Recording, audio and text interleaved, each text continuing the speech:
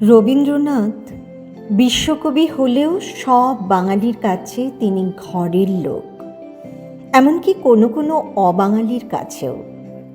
তাই আমাদের প্রত্যেকের একজন নিজস্ব রবীন্দ্রনাথ থাকেন, একদম নিজের।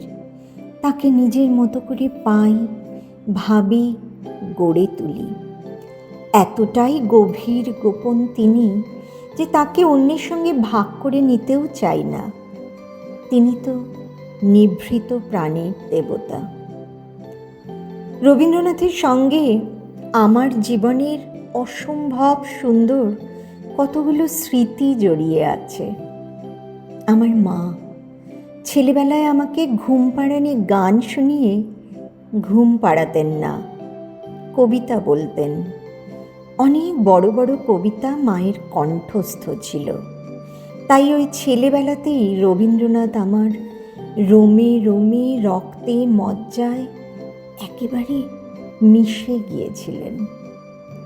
আমার বাবা খুব ভালো আবৃত্তি করতে পারতেন, নাটকও করতেন। একবার ক্ষুদিত পাষাণ গল্পটি পাঠ করে শুনিয়েছিলেন বাবা। তার গমগমে গলায় মেহের আলীর সেই চিৎকার, সব ঝুট হ্যায়, তফাৎ যাও, তফাৎ যাও, আজও কানে বাজে। আমার বাবা কাকাদের সকলেরই গানের গলা বেশ ভালো, খুব একটা প্রশিক্ষণ না থাকলেও। 25শে বৈশাখের আগে একবার মেজ জেঠুর বাড়ি বেড়াতে গেছি। বেশ ছোট তখন, নৈশভোজের পর সবাই মিলে আড্ডা চলছে। হঠাৎই সেই আসরে আমার জ্যাঠতুতো দাদামণি উদাত্ত কণ্ঠে গেয়ে উঠল, ওই মহামানব আসে। গায়ে কাঁটা দিয়ে উঠল যেন। আজও গানটা শুনলে আমার মেজ জেঠুর ছিমছামভাবে সাজানো বসার ঘরটার কথা খুব মনে পড়ে। ঘরের আলো নেভানো, দরজার পর্দা দোল খাচ্ছে মৃদু বাতাসে। বাগান থেকে বেল বা জুঁইয়ের গন্ধ ভেসে আসছে। মেজ জেঠুর বাড়িতেই লং প্লেইং রেকর্ডে প্রথম শুনেছিলাম, আমার দুঃখ জাগানিয়া তোমায় গান শোনাবো। যে দুঃখ জাগানিয়া, তাকেই গান শোনানোর কথায় অবাক লেগেছিল খুব। আমার কাকুর কিছুটা উচ্চাঙ্গ সঙ্গীতের ট্রেনিং ছিল। একবার বিদেশ থেকে কাকু দেশে এসেছেন, বাথরুমে স্নান করছেন। আমাদের পুরনো বাড়িতে বাথরুমটা ছিল দালানের এক পাশে। পাশ দিয়ে যেতে যেতে হঠাৎ থমকে দাঁড়ালাম। কাকু গান করছেন, জলের শব্দে মিশে যাচ্ছে সে গান। মধ্যদিনে যবে গান বন্ধ করে পাখি। বাইরে তখন গ্রীষ্মের প্রখর দুপুর, গাছের একটা পাতাও নড়ছে না, কাকের ডাকও শোনা যায় না।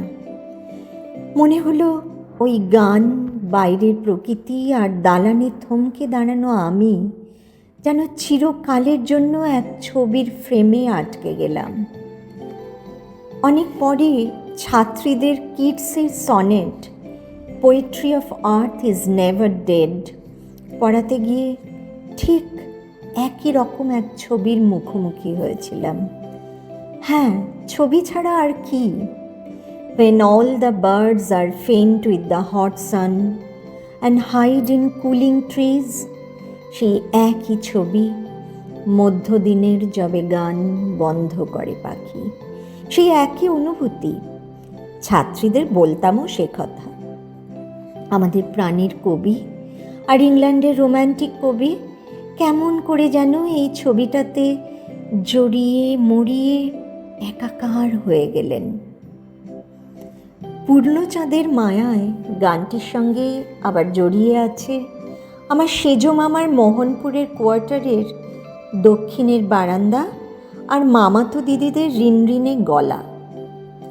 আবার কণিকার গলায় চিত্রাঙ্গদা নৃত্যনাট্যের গান আমার অঙ্গে অঙ্গে কে বাজায় বাঁশি। কানে গেলেই মনে হতো সত্যি সত্যিই আমার সমস্ত অঙ্গ প্রত্যঙ্গ যেন বাঁশির সুরে ঝঙ্কৃত হচ্ছে। আমার মায়ের খুব প্রিয় ছিল এই চিত্রাঙ্গদা নৃত্যনাট্যটি। আমাদের বাড়িতে রবীন্দ্রনাথের একটা ছবি ছিল, আমাদেরই কোনো আত্মীয়ের আঁকা। শুনেছি আমার জন্মের অনেক আগেই তিনি সন্ন্যাস নিয়ে গৃহত্যাগ করেছিলেন। তাই রবীন্দ্রনাথের ওই ছবির দিকে তাকালে আমার সেই না দেখা আত্মীয়ের মুখও যেন দেখতে পেতাম স্পষ্ট। আর কি কখনো কবে এমনও সন্ধ্যা হবে, গানটা যতবার শুনি বুকের মধ্যেটা হাহাকার করে ওঠে। অমল ধবল পালে গানটা শুনলেই যেমন চোখের সামনে ভেসে ওঠে বর্ষায় রায়চকের ভরা গঙ্গার ছবি। গৈরিক নদীতে চলেছে এক নৌকো, অস্তমিত সূর্যের আলোয় যার সাদা পালটা ঈষৎ লালচে দেখাচ্ছে। ছেলেবেলায় মা বুঝি গান গাইতো আমার দোলনা ঠেলে ঠেলে। মা গিয়েছে, যেতে যেতে গানটি গেছে ফেলে। কবিতাটা না আমাকে খুব কষ্ট দিত, খুব। ছুটতে গিয়ে মায়ের আঁচলের তলায় মুখ লুকোতাম, মায়ের গায়ের গন্ধ নিতাম। মনে হতো মা না থাকলে কি হবে, কি করে থাকবো। এখন তো মা সত্যি আর নেই, শুধুই সারা আকাশ জুড়ে ছড়িয়ে আছে তার চাউনি, ওই কবিতায় যেমন ছিল। রবীন্দ্রনাথ মানে তাই আমার কাছে কিছু ছবি, কিছু কথা, কিছু সুর, কিছু সুগন্ধ আর রঙের কোলাজ। রবীন্দ্রনাথ মানে আমার কাছে এমন এক মানুষ যিনি দূরের হয়েও খুব কাছের। জন্ম থেকে মৃত্যু এ এক অনিঃশেষ যাপন, আমার প্রাণে গভীর গোপন মহা আপন সে কি। নমস্কার।